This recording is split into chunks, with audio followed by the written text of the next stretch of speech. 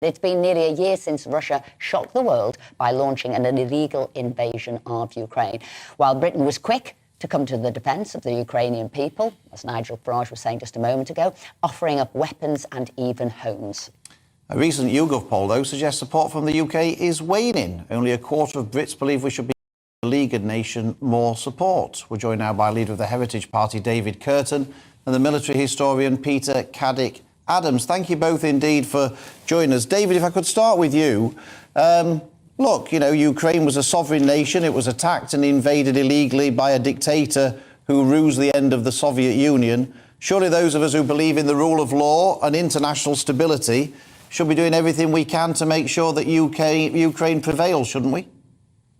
I don't agree with what you said in your question there. There were some opinions you put in there. And the thing is, with this conflict, it's actually started in 2014.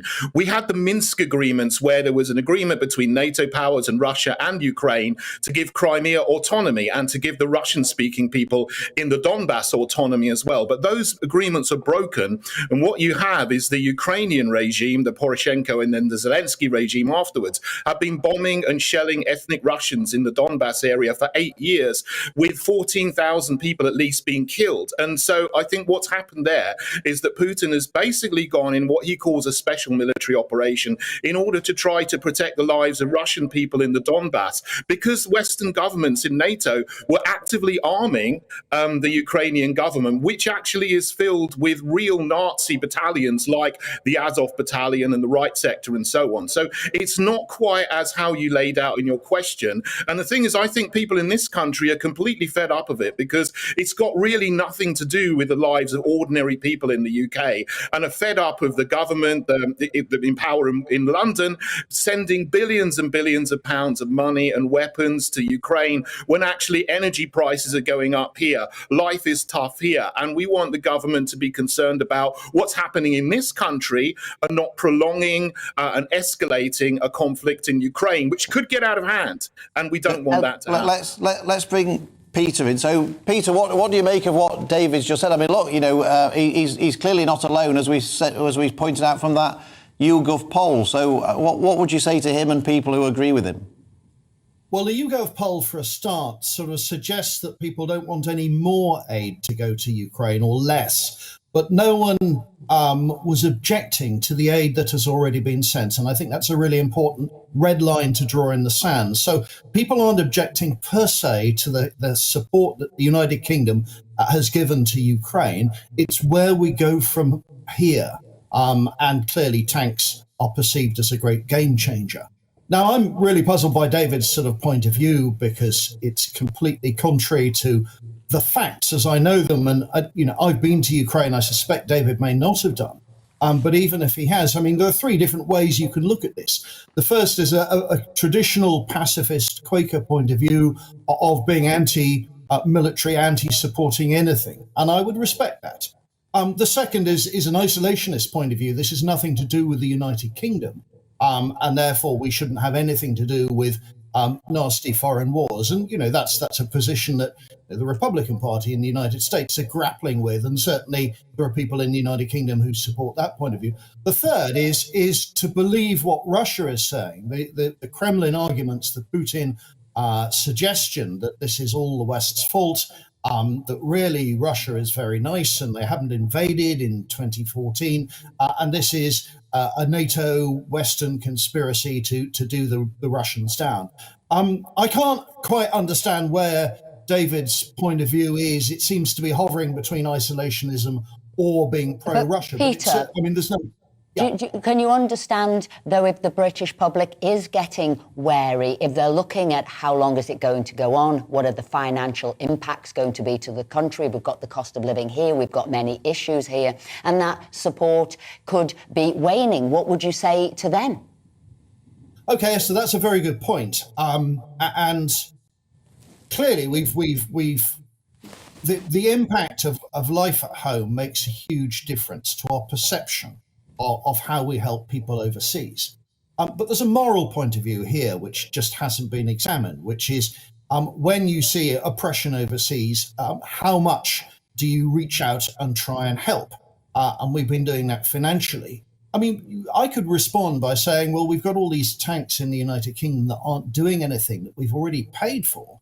So why aren't we sending them over there? Why all the military kit has already been bought and paid for? So, David, do you object to that? What Peter said, we've got these tanks here, send them over.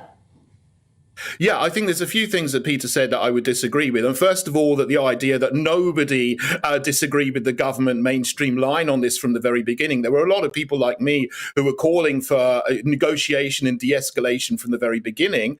What he said about tanks there, I mean, I completely disagree. The UK only has 227 tanks in total. So if we give 12 tanks to Ukraine, that's not going to do anything at all. It's just going to prolong this for a few more weeks, if you like. We will only have 215 tanks left. Well, we are depleting our own arsenal and sending it to Ukraine completely pointlessly. And the other thing I would say is that there's about 30 to 40 different conflicts going on around the world. We hear nothing on the mainstream media or from the government about the conflicts in Kashmir, in Yemen, in Eritrea, in Honduras, in central Nigeria. Nobody cares about those things. David, but this thing in Ukraine, suddenly, it's all over everywhere and everybody. David, just very quickly. I mean, if you can, because we're running out of time. But it seems to me that the argument that you're making today is very similar to what people might have said back in 1939 about how we shouldn't do anything about Hitler. Hitler claimed he was just defending his own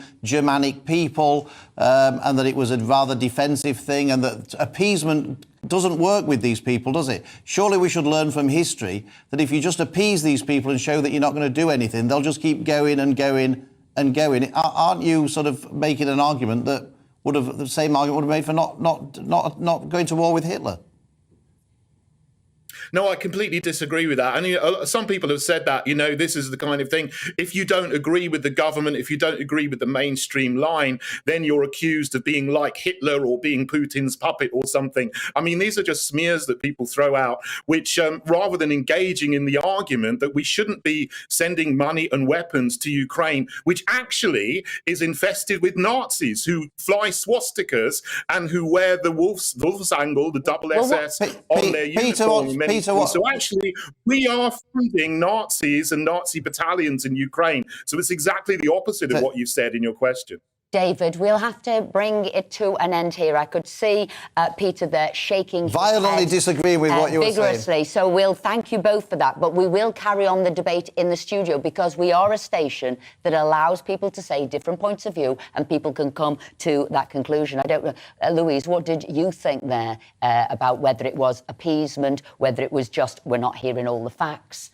And whether the public are waning, the support here is waning for this war in Ukraine. Yeah, I mean, I understand why the support is waning. People are feeling the pinch. They're also very angry about the billions that's been wasted, government money. We've got 7 million a day on illegal immigrants. We've got the COVID loans to companies that didn't exist. We've got the PPE, all of that. So when you take that in the round, people are feeling really angry. My view is, we can't let Putin win. We have to keep supplying the services, the armaments, whatever we can do. For how long, I don't know the answer to that. On a positive note, if we are needing to replenish our stock, whether it's tanks or armaments, then surely that has a positive for our economy because our businesses are going to have to, build these and manufacturing hopefully has a positive effect. Daniel, I guess people might be getting weary because we seem to be at stalemate in Ukraine and neither side seems to be able to... Well, you thought they might have been a quick end and now it's not. Do you not think that all we're doing is perpetuating a stalemate at the moment? Yeah, well, wait a moment. Look, we're getting a bit weary. Think what the people of Ukraine are feeling at the moment. They must be bloody weary, not having homes, being refugees in their own country and being subject to bombs being thrown in. I've never heard David Curtin talk so much rubbish. I mean, the special military operation, or whatever it's called, was an attempt to annex the entire country. It wasn't a let's protect a few Russians or the Russian-speaking population in the Donbass. It was full-on tank charge, got stuck in the mud, down to Kiev. The reason people are wary, there are two reasons. The first is the government hasn't explained, especially since Boris left, hasn't explained to the British people that the reason we have to worry about Putin is a threat to us. Right. Well, we'll end there.